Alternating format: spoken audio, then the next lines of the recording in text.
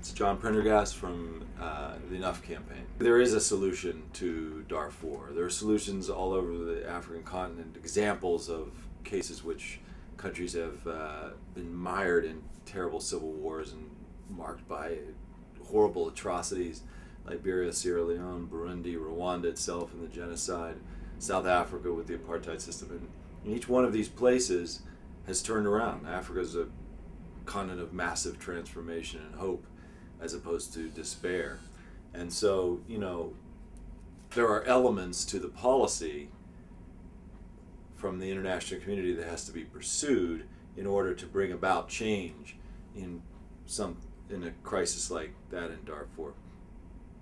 And we call it the 3 Ps of crisis response. And when you apply these 3 Ps together, not one, not two of them, all three together, usually solutions follow. 3 Ps are peacemaking, protection, and punishment. So for Darfur, peacemaking is obvious, the first P. Without a comprehensive peace deal that addresses the causes of the conflict in Darfur, you're not going to get a solution. There has to be a much more focused and clear and transparent peace process that brings in and reconciles the positions of the rebels, that brings great pressure to bear on both the rebels and the government, and envisions an end state, a solution, a set of objectives that everyone is striving for. And so, for example, one has to have a deal that addresses the Janjaweed, these structures of violence that, if unaddressed, will make it impossible for people to ever go home in Darfur. So these are the kind of issues that have to be addressed in the context of a peace deal. So that's peacemaking.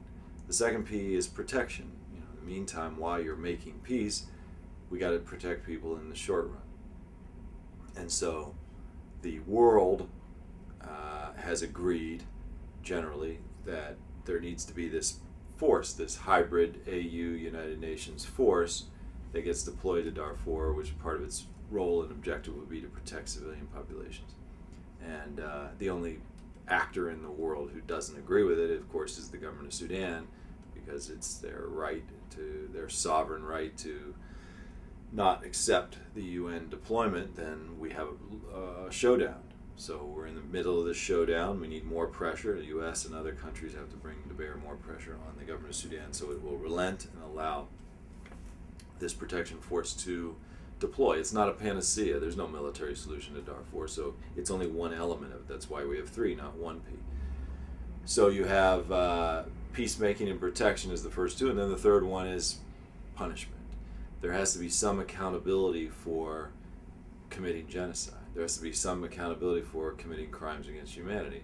There has to be some accountability for obstructing the will of the international community and not allowing the deployment of the UN AU force, and not acceding to a peace process that would address the root causes. So creating a cost for these atrocities and for the destruction and obstruction in Darfur will give leverage to those that are seeking the first 2 Ps, peace and protection.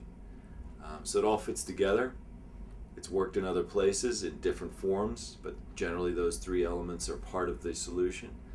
And until we apply those 3 Ps directly and in a focused way, multilaterally with other countries and through the United Nations and other multilateral entities, we're just going to see a slow, steady deterioration of the situation in Darfur. So the good news is there is a solution, and it's only going to happen when we pursue the elements of that solution comprehensively, and the U.S. leads.